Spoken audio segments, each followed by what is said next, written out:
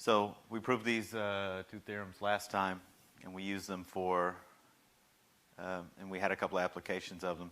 So the first theorem, simple theorem, was that a sequence converges to x if and only if the limit as n goes to infinity of the absolute value of xn minus x goes to 0.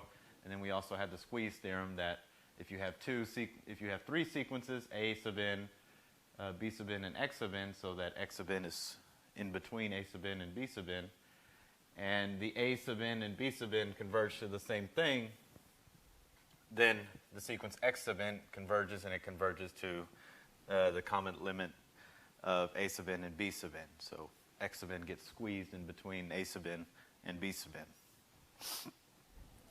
And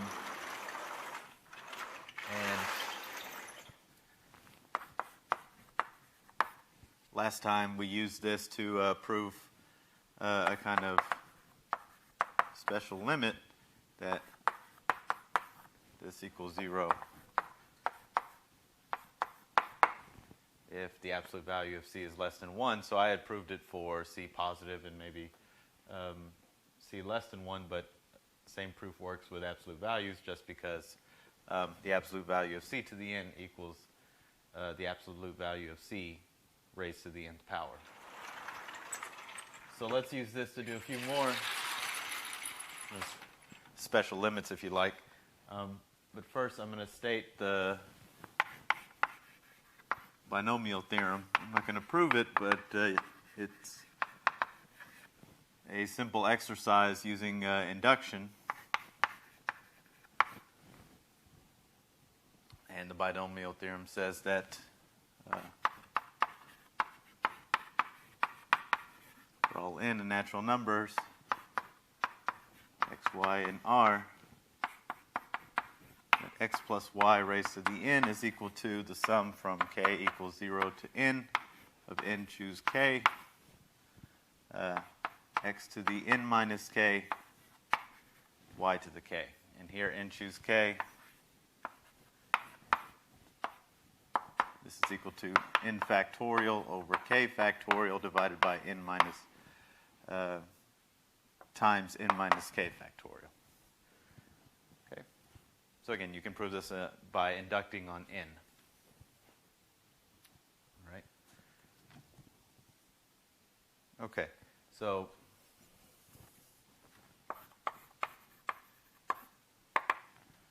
we have a theorem, so we'll prove a few special limits. If I have a real number that's positive, then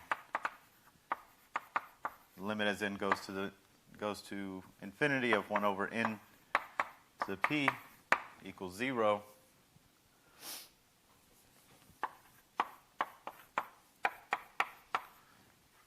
If p is positive, then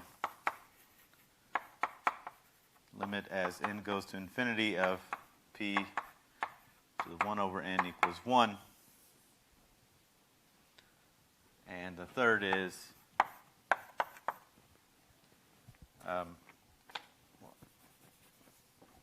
it's just that a certain limit exists, limit as n goes to infinity of n to the 1 over n equals 1. Okay? Let me make a small comment here.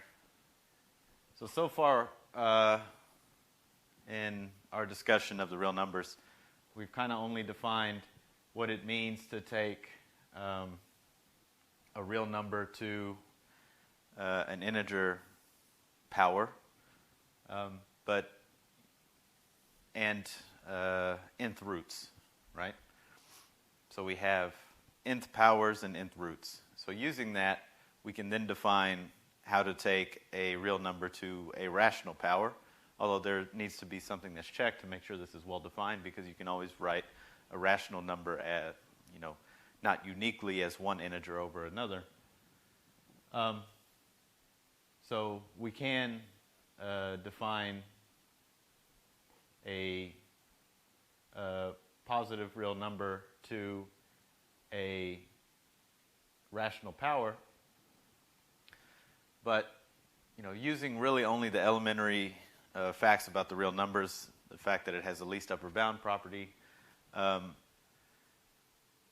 and the fact that the rationals are somehow dense in the real numbers, we can then define what it means to take a positive real number to a positive real number power. Okay? All of that is just to say that to define a positive real number to a positive real number or to a real number power doesn't require the introduction of the exponential or logarithm, although they, in the end, they both agree once you do have the exponential and the logarithm. So all of that is just to say that what we've done up to now, these things actually do make sense. You don't need the exponential and the logarithm to make sense of a positive real number to a real number power. Okay? But we're just going to use the basic properties of exponents throughout all this. So we don't, we haven't even talked about continuity or derivatives or anything like that. So we'll just use elementary means to be able to prove these statements. Okay? So for the first one, we'll prove this actually just using the definition of the limit. Which, remember, means for every epsilon positive, there we should be able to find a capital number m such that if n is bigger than or equal to capital M, 1 over n to the p is less than epsilon. So let epsilon be positive. Choose m a natural number such that m is greater than or equal to is greater than 1 over epsilon to the 1 over p. Okay? And if n is bigger than or equal to m, 1 over n to the p minus 0, which equals 1 over n to the p. This is less than or equal to 1 over capital M to the p. So here, again, I'm using kind of an elementary fact that we all know is that if I have a positive power here, then, and little n is bigger than or equal to capital M, then n to the p would be bigger than or equal to capital M to the p. We do know that for integer exponents, but just trust me that one can define non-integer exponents, and that inequality remains true as long as the power that you're using is positive. So I have 1 over n to the p is less than or equal to 1 over capital M to the p, and by our choice of capital M, this is less than epsilon. Okay, so that proves number 1. So number 2, we really only need to do kind of 2 cases. One is, p, so p equals 1 is fine. This is clear because then I just get 1 for the whole sequence. So that's one case. Now let me do p bigger than 1. Okay. And if p is bigger than 1, the absolute value of p to the 1 over n minus 1, this is just p to the 1 over n minus 1. And so I want to show that this quantity here goes to 0. Okay?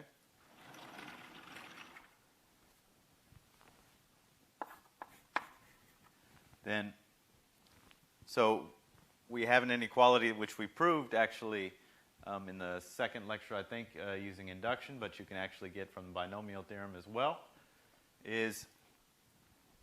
so let me just recall this right here, that we had this inequality that if x is bigger than or equal to minus 1, then 1 plus x raised to the n is bigger than or equal to 1 plus nx. Okay? And so we use this inequality now with x equals p minus 1. So p, this is equal to 1 plus p to the 1 over n minus 1 raised to the nth power. I'm sorry, x is p to the 1 over n minus 1, not p minus 1. And now we use this inequality. This is bigger than or equal to this thing times n plus 1.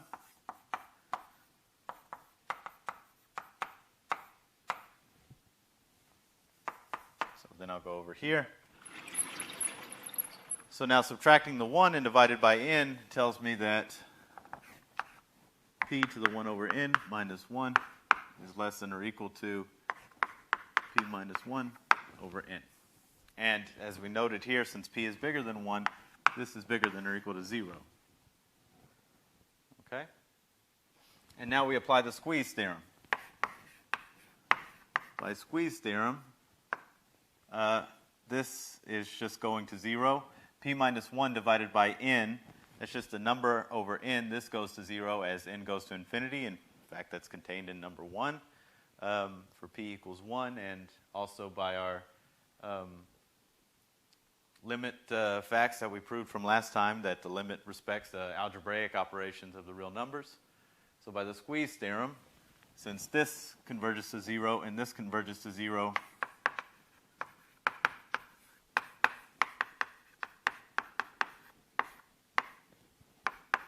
this converges to 0, which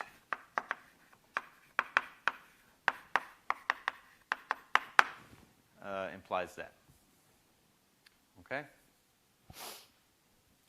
So that deals with the case p is bigger than 1.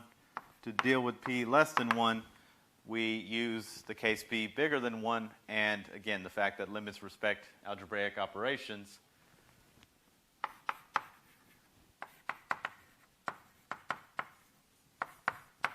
And we write the limit as p. It's an ugly looking p. Let me make that better.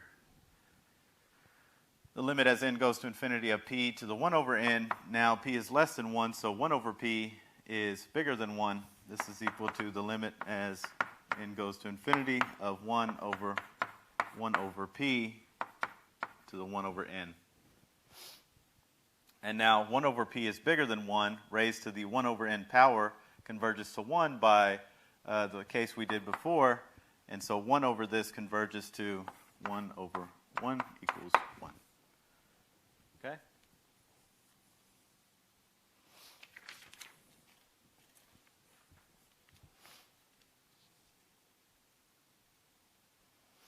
Okay, so let me just remark that although we did prove this inequality for by induction, it actually follows from the binomial theorem, and we'll use the binomial theorem to get a little bit of a different inequality that we'll use for number 3. So for number 3, we want to prove limit as n goes to infinity of n over 1 over n equals 1. So rather than keep writing n to the 1 over n minus 1, which I want to show converges to 0 now, I'm going to write xn. So let xn equal n to the 1 over n minus 1, which we note is bigger than or equal to 0 for all n. Okay? And so my goal, what I want to show,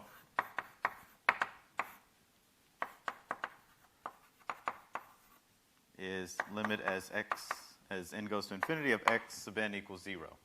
All right? Because then that proves that this converges to 0, and since this is equal to its absolute value, that means that n to the 1 over n converges to 1. And the way we're going to do that is using an inequality we get from the binomial theorem.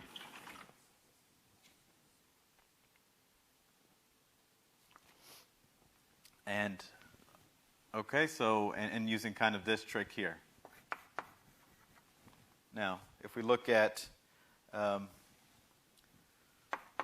plus x to the n raised to the n, this is just, that's just n. Let me move it over a little bit. 1 plus x to the n raised to the n, x to the n. X sub n is n to the 1 over n minus 1. Add 1, I get n to the 1 over n. Raised to n, I get n. Now, by the binomial theorem, this is equal to sum from k equals 0 to n. N choose k, and I have 1 raised to the n minus k power x to the n raised to the k. Okay?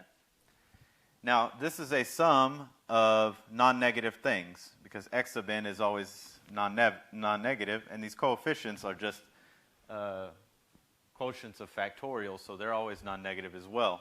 So this sum is always bigger than or equal to one term from the sum. So it's bigger than or equal to k equals 2, say. y2, you'll see x sub n squared.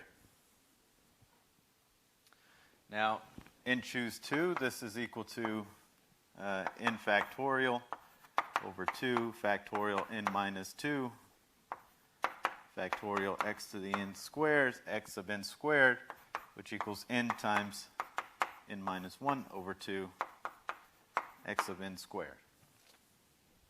All right? Now I started off with n, and I proved it was bigger than or equal to this quantity here.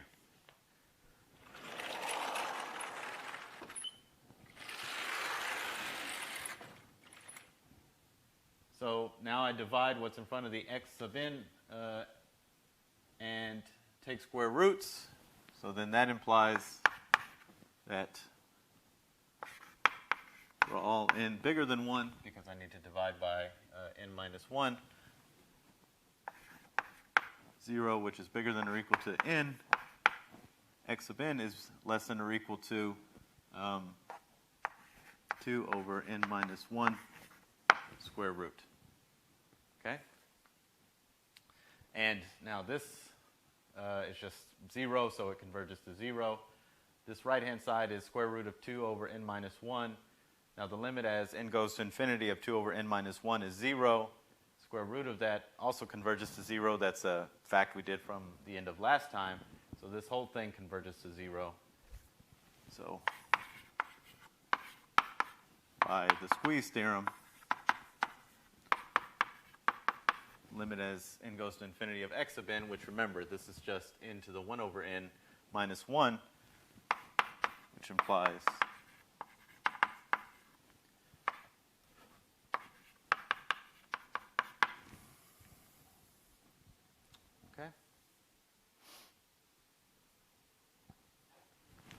that completes the proof.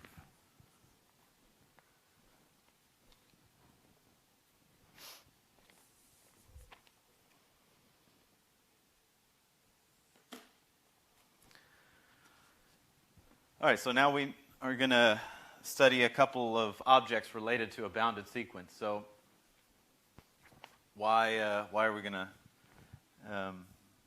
what's the underlying question we're going to try to answer? Whenever something's introduced, you should think of it in terms of what's the question that was asked that this is trying to answer. So we're now moving on to the topic of Limsup and Liminf of a sequence. So here's the question. So we've seen sequences that don't necessarily converge, like minus 1 to the n. And we know about subsequences now, where you just kind of pick entries along the sequence. You pick one, move to the right, and pick the next one.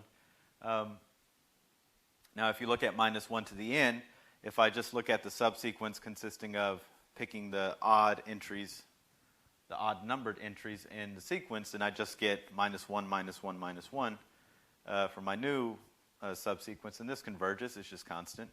Or if I chose the even ones, I'd get 1, 1, 1, 1, 1, 1, and that converges. So this sequence, which is bounded, has a convergent subsequence. Now, not all sequences have convergent subsequences.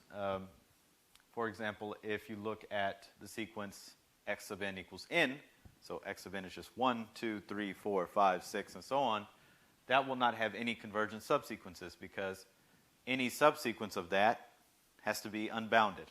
Okay, that's pretty easy to show. And we know that a convergent sequence is bounded. Okay, so, what am I getting at?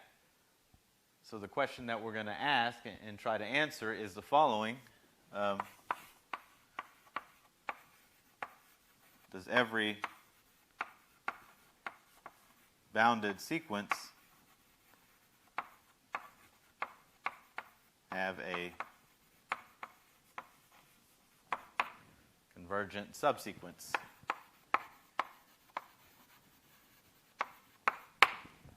Okay? And what I was just going on about right there is that we know this is true for example, for the sequence -1 to the n. We also know this is true for convergent sequences. Convergent sequences are bounded, and they have convergent subsequences.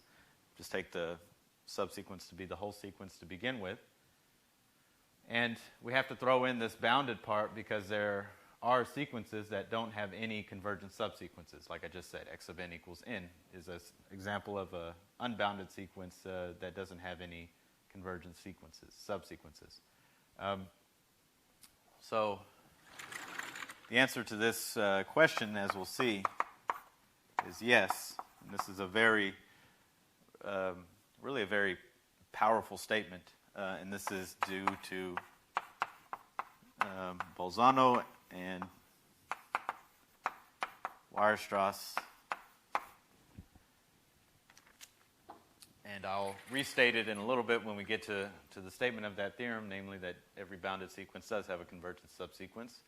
There are several different ways to prove this theorem. We're going to prove it by introducing Limsup and Liminf because these are also two important objects that arise in analysis. So let's get to the definition of these guys. So let xn be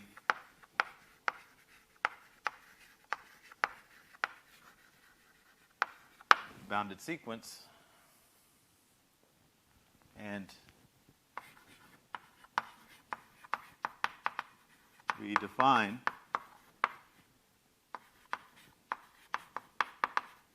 if they exist, there are going to be certain limits, so it's not clear that they exist at all to begin with, but we'll show that they always do exist. We define Limsup x of n, and sometimes I'll write n goes to infinity underneath. Sometimes I'll just write Limsup, or I'll just have an n underneath it. This is supposed to be a number, and this is equal to the limit as n goes to infinity of a new sequence obtained from the old sequence x of n. What are the entries of this new sequence?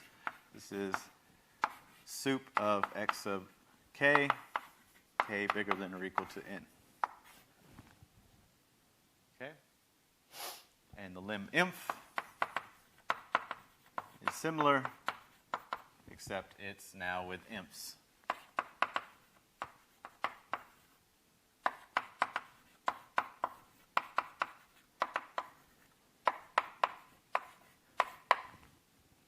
Okay? So, for each natural number n, I take the supremum of the set of elements x of k for k bigger than or equal to n. So this is a bounded set because the sequence is bounded. So this supremum is well defined. Same thing for the inf. Okay? So I get a new number for each n. Okay? And I take the limit of those numbers, and I define one to be the Limsup, one to be the Liminf, if they exist. Because, limits don't always exist, so it's not even clear that these two limits actually are meaningful. And the first thing that we'll do is we'll prove that these limits do actually always exist.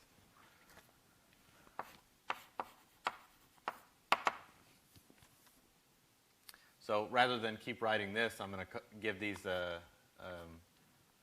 write some symbols for these two things. So let a sub n to be. So of course, if I forget to say this, at least in what I'm talking about with respect to Limsup and Liminf, I'm always talking about a bounded sequence. But let me continue to state that as one of my hypotheses. Let x of n be a bounded sequence.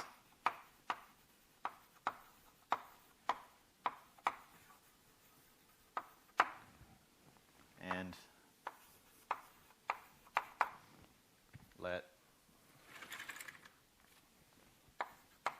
A sub n be the supremum of the set of all elements x of k, where k is bigger than or equal to n. And B sub n to be the infimum of x of k, k bigger than or equal to n. Okay?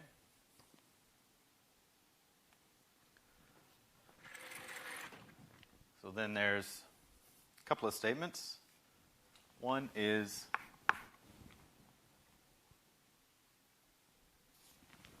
that the sequence A sub n, so remember I take, so let me just put over here what these things have to do with the Limsup and Liminf. Then the Limsup of x sub n, this is defined to be the limit as n goes to infinity of the A sub n's, and the Liminf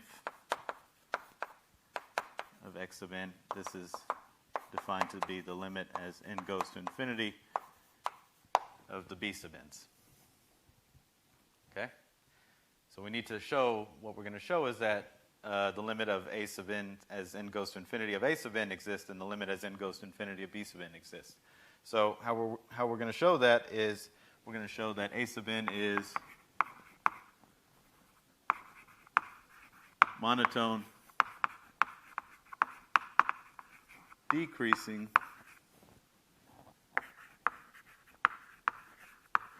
and bounded.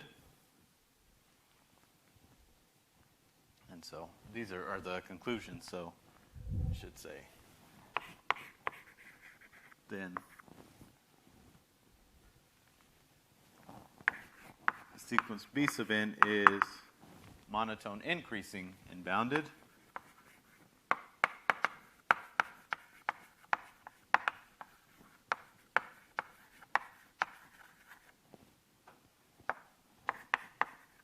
So in particular, since we know that if we have a monotone sequence which is bounded, it has to converge.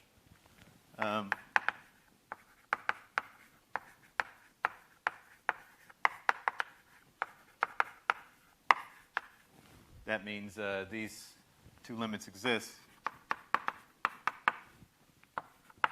And then the second part of this theorem is kind of the simple statement that the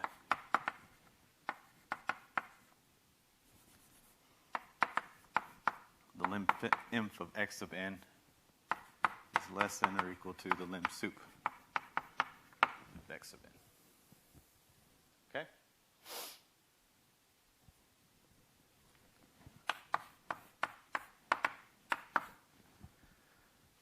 Okay, to prove one, so in fact, before I prove this theorem, let me prove a small, simple kind of theorem first. So let's put the proof of this theorem on hold just for a second, and now prove a very simple theorem that if A and B are subsets of real numbers, A, B both not equal to the empty set, and A is a subset of B. So also need to be bounded. So if we take two non-empty subsets of real numbers such that B are bounded and A is a subset of B, then the conclusion is that the inf of B is less than or equal to the inf of A, and this is always less than or equal to the sup of A, and this is less than or equal to the sup of B. Okay? So what this says is that if I take a subset of B, then that increases the inf and decreases the sup. Okay? So the sup of a smaller set is smaller than the sup of the bigger set, and that inequality reverses for imps. The inf of the smaller set is bigger than or equal to the inf of the bigger set. All right? And this just follows immediately from the definition of sup and inf, so I'll just prove the sup statement. So since sup of B is an upper bound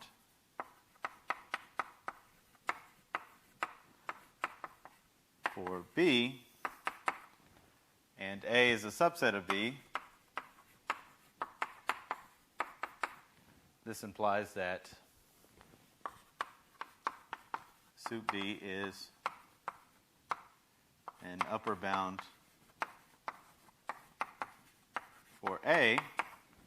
Sup B sits above everything in B. A is a subset of B, so it sits above everything for A. Now, the supremum of A is supposed to be the least upper bound, and therefore, if I take any upper bound for A, that has to be bigger than or equal to the sup of A. So, since sup B is an upper bound for A, this implies that sup A is less than or equal to sup B. And similarly with the inf, so I'm not going to write so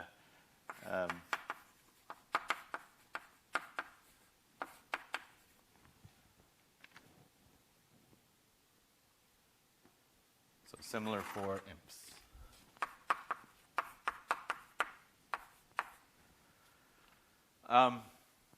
Okay, so let's go back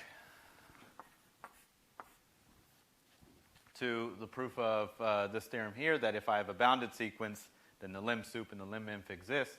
And we show that by proving that these two sequences have these monotonicity properties. So proof now of the theorem we were started off proving. Okay. So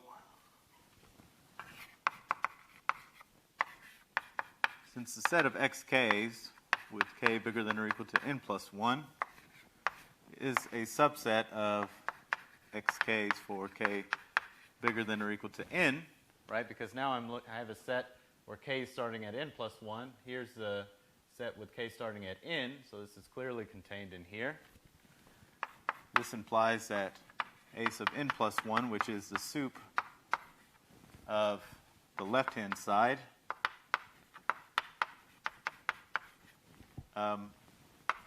by this little theorem that I stated here, is less than or equal to the sup of the bigger set,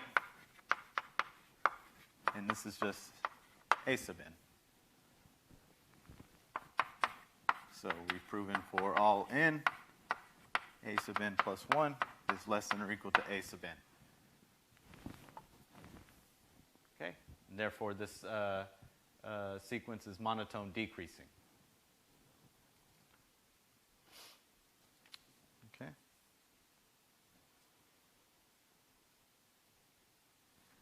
And so this uses the sup part of this previous theorem, but if we use the inf part, then we also get the statement for the b sub n. So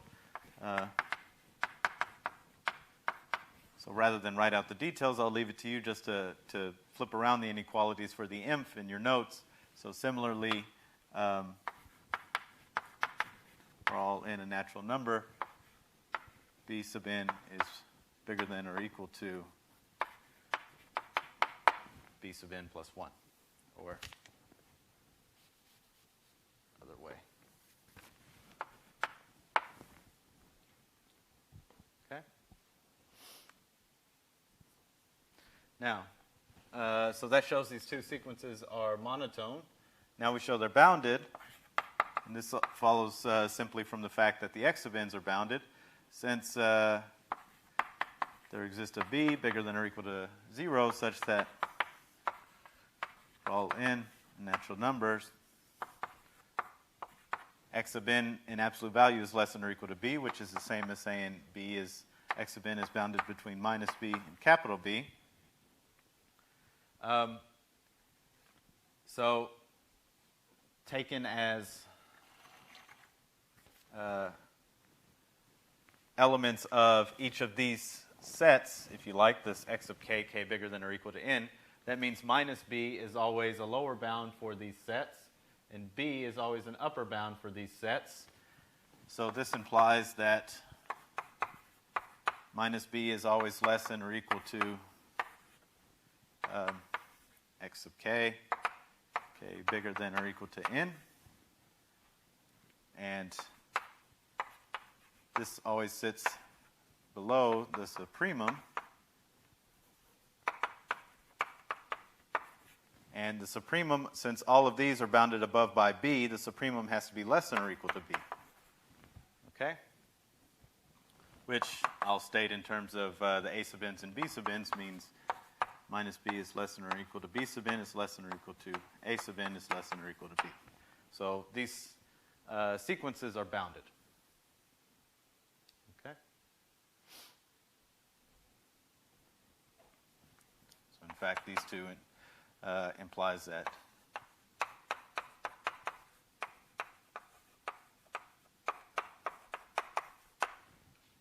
All right, so we've shown that these two sequences that we use to define the Limsup and the Liminf are monotone and bounded, so therefore the limit of these two sequences, the limits which define the Limsup and Liminf, actually exist. So Limsup and Liminf is always a well-defined object. Now, this proves one. To prove two, this follows immediately from what we've proven right here. So by this part, we have b sub n is less than or equal to a sub n. So for all n, I have these two sequences, one sitting below the other. And last time we proved that taking the limit respects inequality. So the limit as n goes to infinity of b sub n, which is the Liminf, sits below the limit as n goes to infinity of a sub n, which is the Limsup. And that completes the proof.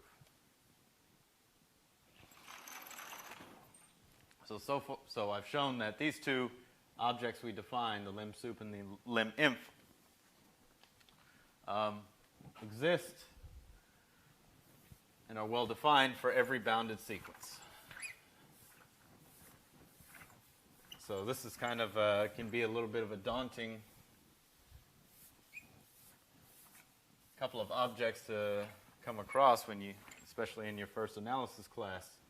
So the best thing to do is look at examples. Whenever you come across something that you just don't quite understand, start writing down some actual things. So for example, let's again look at our favorite example of a bounded sequence which does not converge. X sub n equals minus 1 to the n. Okay? Then if I am looking at this set, x sub n bigger than or equal to k, and writing a set of x sub n, let me just write what it is, minus 1 to the n. So what is this set? This is just a set consisting of two elements, 1 and minus 1. Yeah? And therefore the sup of this set, which is the sup of this set, is just 1. Oops.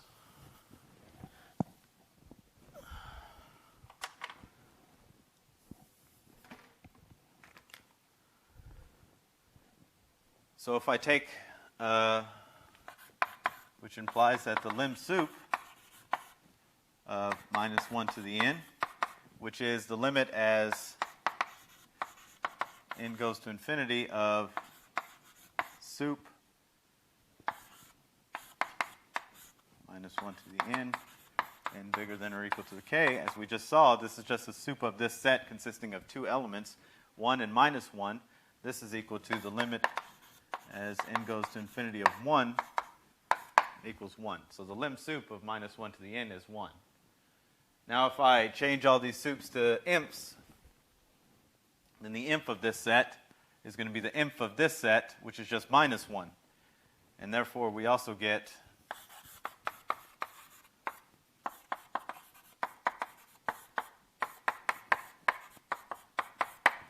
okay? So the Limsup is 1, the Liminf is minus 1 for this set. that's just supposed to be a squiggly line, not necessarily looking like a sigma. Okay, so there's one sequence. Now, how about our next favorite sequence? X sub n equals 1 over n. So the set of elements 1 over n such that n is bigger than or equal. So 1 over k I should write. Oh, so I was using some. This should have been a k. I didn't make that mistake throughout. No, I kept writing x sub k. So there should be x sub k.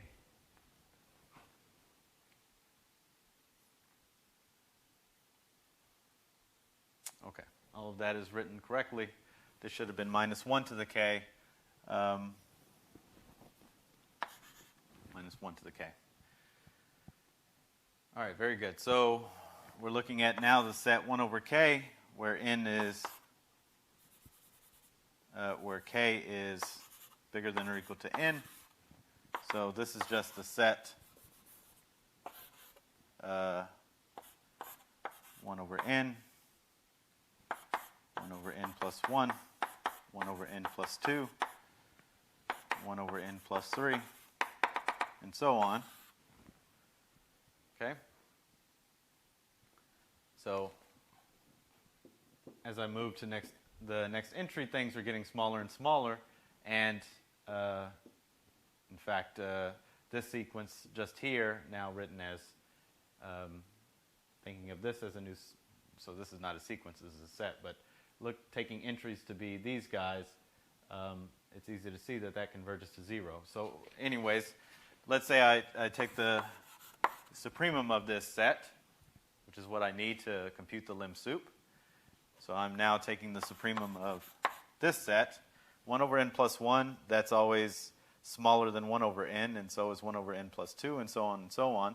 And 1 over n is an element of the set that's bigger than or equal to everything else in the set. And I think there's an exercise in the homework that asks you to show that if you have a set that contains an element which is an upper bound for the set, then that has to be the supremum. So the supremum of this set is simply 1 over n. Okay? So this supremum is equal to 1 over n. So as n goes to infinity,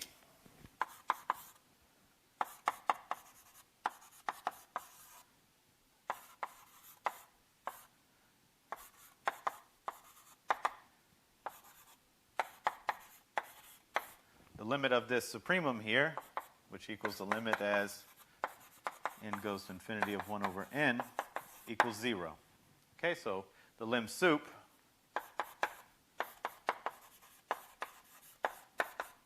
of 1 over n equals 0. Okay. But now let's say I look at imps of this set. So I had to take sups to look at the Limsup. Now let's say I take imps. Okay? Now the imp of this set, these are elements that are getting closer and closer and closer to 0.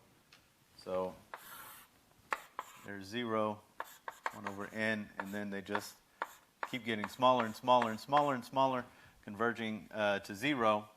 So, and you can in fact prove this rigorously if you like, but I think it's easy to at least convince yourself that the infimum of this set is equal to 0.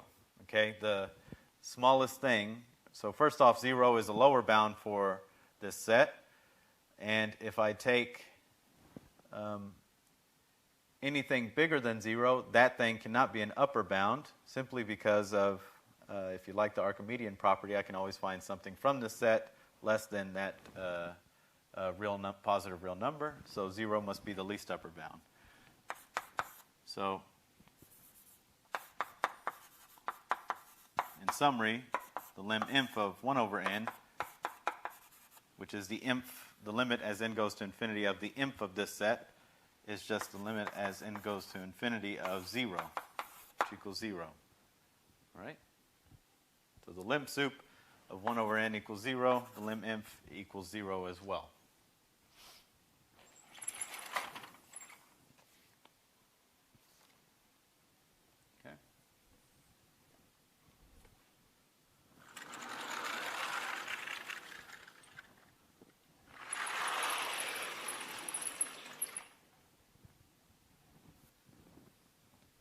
So let's take a look at these two examples a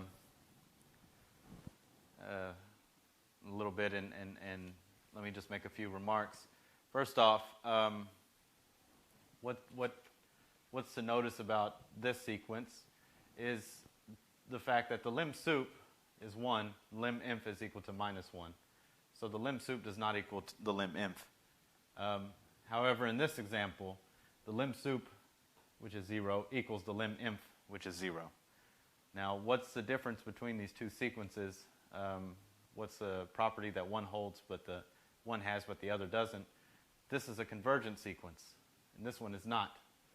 So, and we'll see this is a general fact, that if we have a convergent sequence, then the lim_sup and the lim_inf equal each other and are equal to the limit of the original sequence, because this sequence converges to 0. But that's not just a one-way street, it's a two-way street that, in fact, will prove if the lim_sup equals the lim_inf, then the original sequence converges. Okay, so the sequence converges if and only if the lim_sup equals the lim_inf. And we saw here that kind of that on display, that the lim_sup and the lim_inf don't equal each other, and the original sequence, which we know or shown last time, doesn't converge. Right? And so one other thing I'd like to point out is that, so the lim_sup of this guy is 1, the lim_inf of this guy is a -1. And now we can also find a subsequence which converges to 1, which is the lim_sup, right? We just take the entries that we choose to be the even numbered entries, and that just produces the sequence 1, and that sequence converges to 1. If we take the odd entries of the sequence, that subsequence is just -1 and converges to -1, which is the lim_inf. And that's also a general fact we'll prove, that for any bounded sequence, there exists subsequences converging to the lim_sup and the lim_inf. And that will give us the proof of this Bolzano-Weierstrass theorem. All right. And I think that's all of the remarks I want to say. And let me make one other important comment. So this sequence, which we use to define the lim_sup and also the lim_inf, in 3 out of these 4 cases, they were actual subsequences, right? So the sup of this set equals 1, which I can consider as a subsequence of the original guy, right? And the same thing for the lim_inf. The inf of this set was -1, which I can consider as a subsequence of -1 to the n. And for the sup of this set, I got 1 over n, which this is just equal to the original sequence. So it's definitely, I can consider it as a subsequence of the original sequence. But if I take the infimum of this set, which I need to define the lim_inf, I got 0 for every entry, which is not a subsequence of this original sequence, okay? So all of that is to say that the sequences I get through this process to define the lim_sup and lim_inf are not necessarily subsequences of the original sequence, okay? So that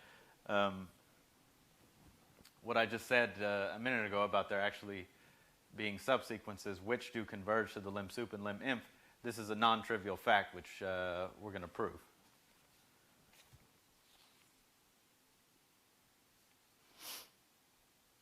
Okay.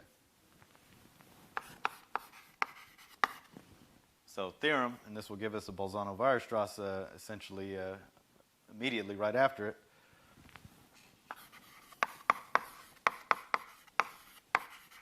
Let xn be a bounded sequence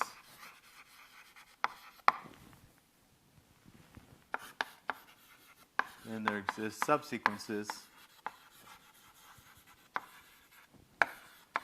xn sub k and xm sub k, so they don't necessarily have to be the same subsequence, such that limit as k goes to infinity of x sub n sub k equals the lim_sup. So it's a convergent subsequence and the limit as k goes to infinity of xm sub k produces the lim inf.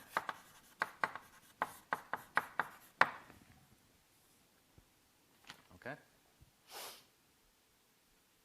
And so before I prove this, this immediately gives the Bolzano-Weierstrass theorem.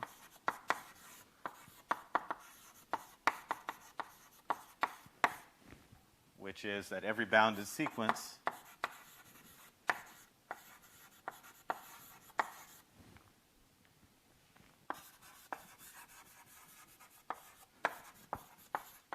has a convergent subsequence.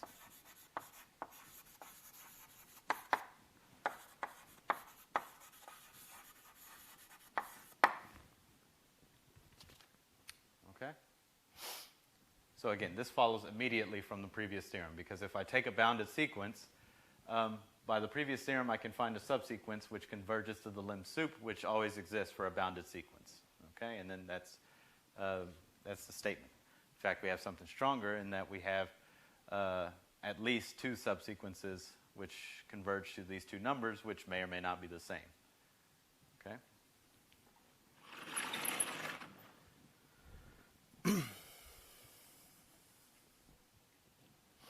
So the reason this is, kind of so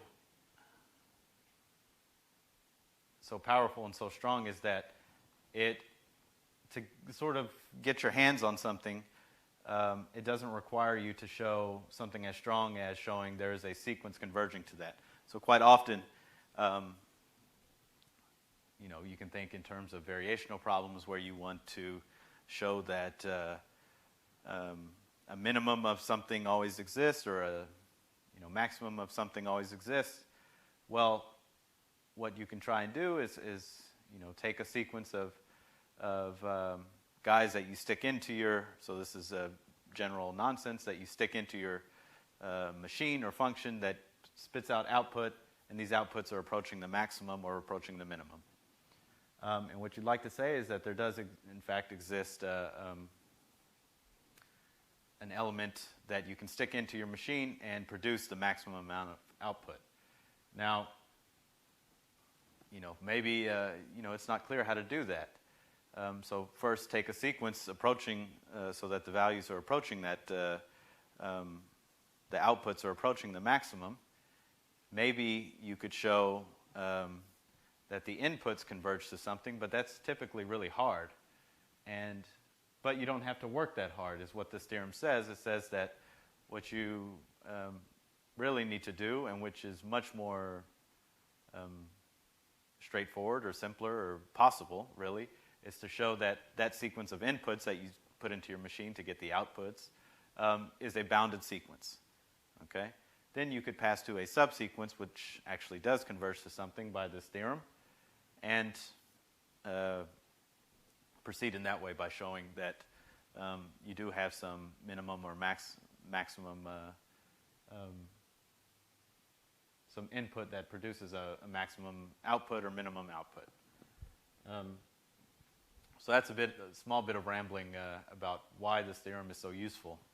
Is that, again, it's to get your hands on something that typically you want to study. It's very difficult to show convergence to that thing you want to study, or that thing exists because there's a sequence that you come up with ad hoc actually converges to that thing. But this theorem says you don't need to work that hard or try to do the impossible, and typically it's much easier just to proceed by showing your sequence of inputs is bounded. Okay, so that's enough of that bit of rambling about why this theorem is so useful. It's also useful in the study of PDEs, which is what I study, so I have a soft spot for it. Actually, one of its generalizations. All right, so let's prove this theorem that there exist subsequences which converge to the Limsup and Liminf. Okay? So as before, I'm going to use, rather than keep writing the supremum of this set, and I'm not even going to do this statement. I'm going to leave this as an exercise. I'm going to do this statement. I'm going to use this notation a sub n as before. Let a sub n be sup of x sub k's, k bigger than or equal to n. So I want to show that there's something converging to the limit as n goes to infinity of the a sub n's. And so what I'm going to do is I'm going to trap a subsequence of elements between a sub n and a sub n minus something which is converging to 0 and not quite a sub n's. It'll be along a subsequence as well. So, so we know that there exists an n sub 1 bigger than or equal to 1 simply by how this is defined as a supremum and by the exercise from assignment 3 that there exists an n sub 1 bigger than or equal to 1 such that a sub 1 minus 1 is less than or equal to less than x sub 1 is less than or equal to a sub 1. Okay? All right. I mean, that's a sub 1 minus 1 is not an upper bound for the set a sub 1, which is x sub k's for k's bigger than or equal to 1. Therefore, I should be able to find an element from this set strictly bigger than that, and of course it's always less than or equal to the supremum, which is a sub 1. Okay.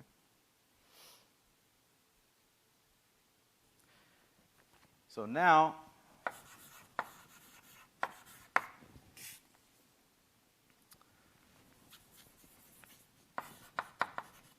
since a sub n sub 1 plus 1, so a sub n sub 1 plus 1, not 1 plus 1, since this thing equals the supremum of x of k such k is bigger than or equal to n sub 1 plus 1, there exists an a sub n sub 2, or at least there exists an n sub 2 bigger than n sub 1. In fact, it has to be bigger than or equal to n sub 1 plus 1. Such that a sub n plus 1 minus a half is less than a sub n sub 2 is less than or equal to a sub n plus 1. Okay? So why the n sub 1 plus 1 is because I wanted to obtain a new entry from the sequence that comes from farther than the index n sub 1. Okay, I'm trying to build a subsequence, and like I said, the idea is I want to somehow sandwich, this should be x sub n. I want to build up a subsequence which is sandwiched between things converging to the Limsup and use the Squeeze Theorem. All right?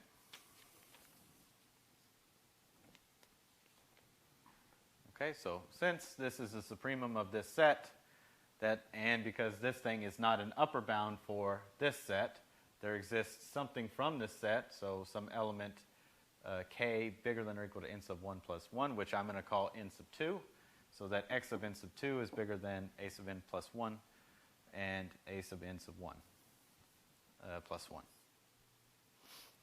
And then I just keep doing this.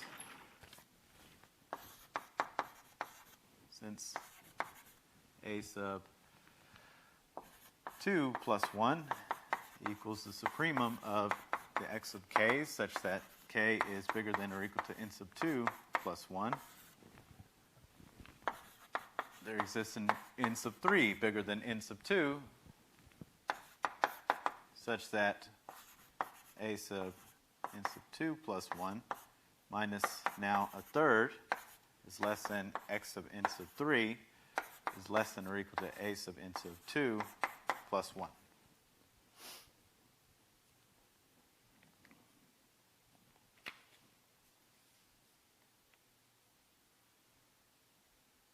Okay?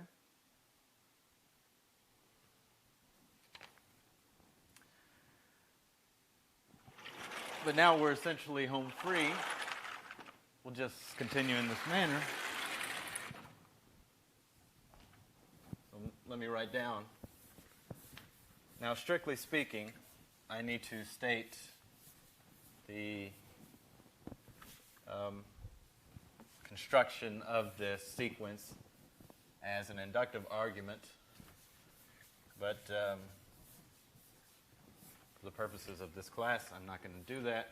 I'm just going to say continuing in this manner, and that will be what I say for this part. So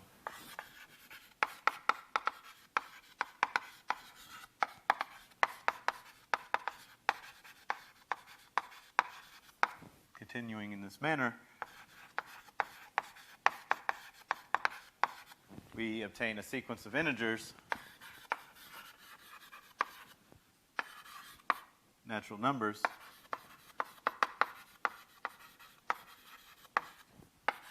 n sub 1 less than n sub 2 less than n sub 3, and so on, such that what holds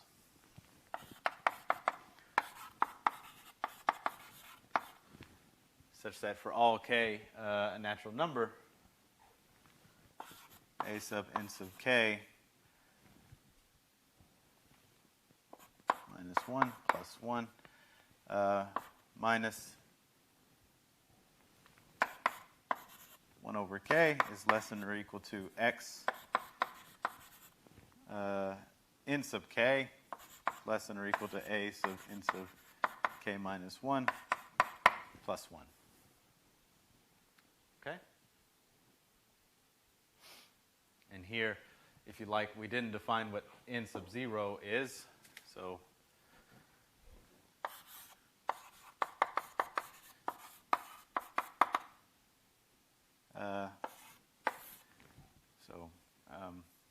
so really we're only interested in the n sub 1, n sub 2, but for the sake of this whole thing making sense, for all integers k, with n sub 0 being defined to be 0. Okay, that's just the first case that we dealt with. Okay, so we obtain this subsequence x of n sub k that's sandwiched in between this subsequence of a's, okay, and minus 1 over k, and this subsequence of a sub n sub k minus 1. So since n sub 1 is less than n sub 2, and so on, this implies that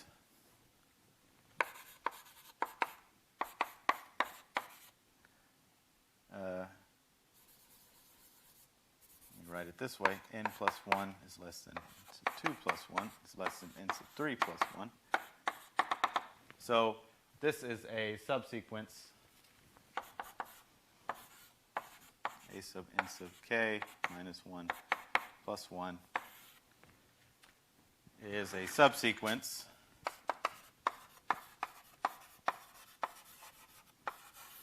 of a sub n's. Now what do we know? We know the a sub n's converge to the Limsup, right? And we proved last time that every subsequence of a convergent sequence converges to the same thing.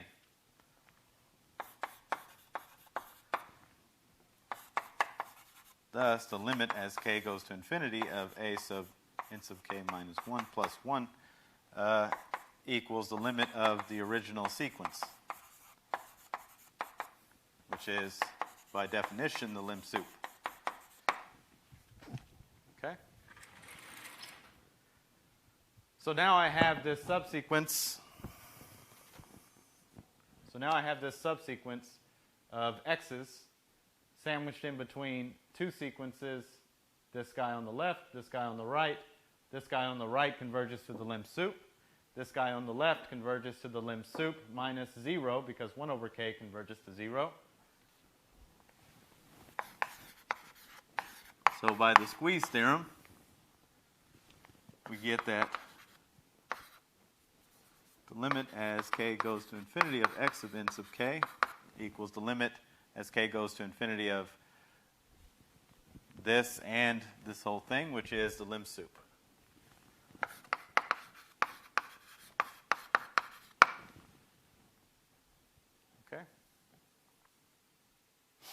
and again. So I'll leave it to you to do the Liminf part. But the point is that now basically this 1 over k gets moved to over here, and this becomes a sub n sub k minus 1 plus 1 plus 1 over k. And now I just have this on sitting below this guy. All right, that's really the only change for the infs to get a subsequence converging to the Liminf. Okay. Now, we've shown that there exists a subsequence converging to the Limsup and the Liminf.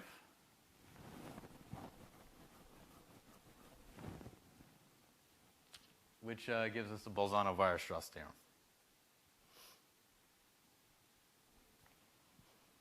And now let me come back to the statement I made about these two sequences here, namely that the Limsup equals the Liminf if and only if the original sequence converges.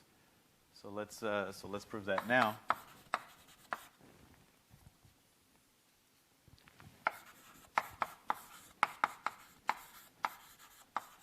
Let X sub n be a bounded sequence. Then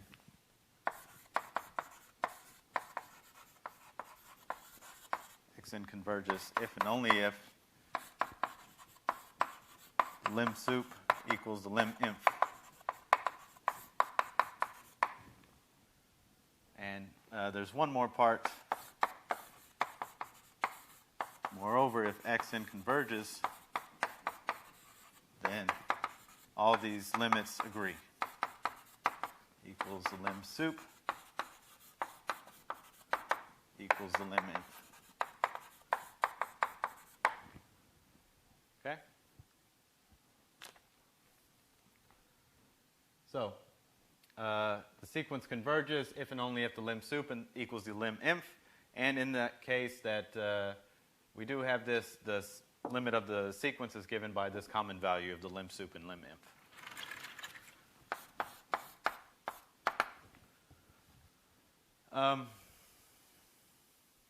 Okay, so let's go in one direction.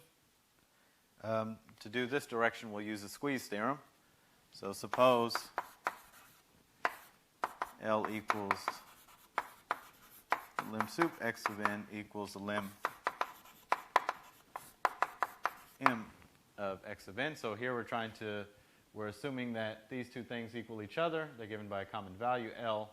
And what we're going to end up showing is that this sequence converges to L. So that actually gives the second part of the statement of this theorem here.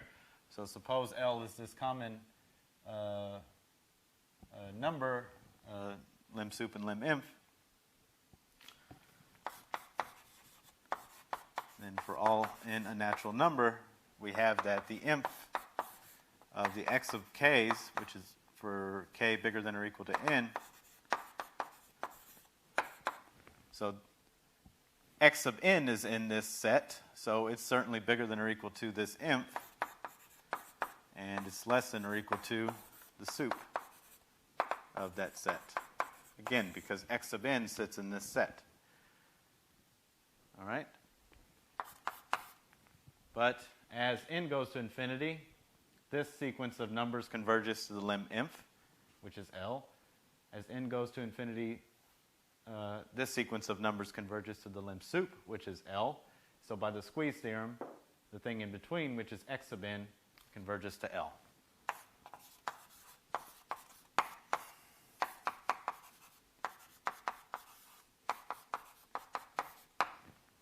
Okay?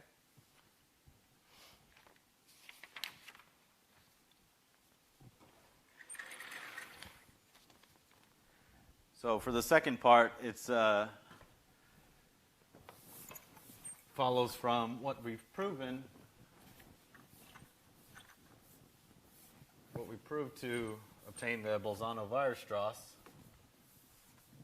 and what we know about convergent sequences and their subsequences.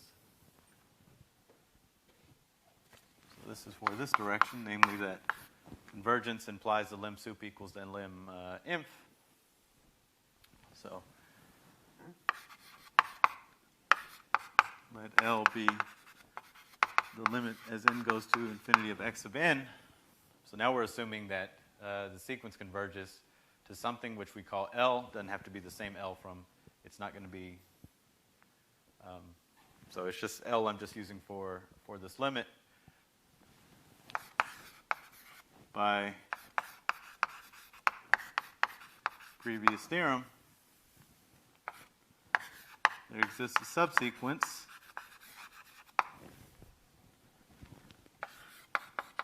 x of n sub k such that the limit as k goes to infinity of x of n sub k gives me the Limsup of x of n. But this is a subsequence of a convergent sequence.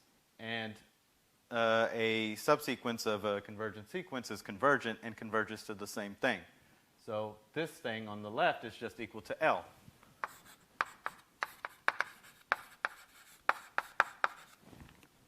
Okay?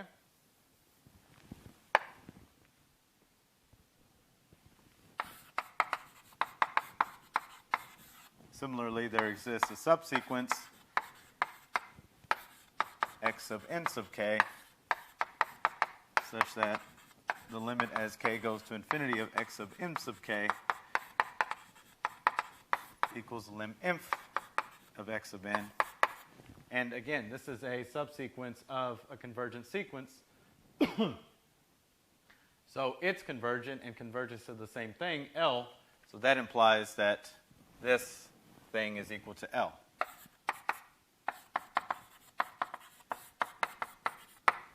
All right?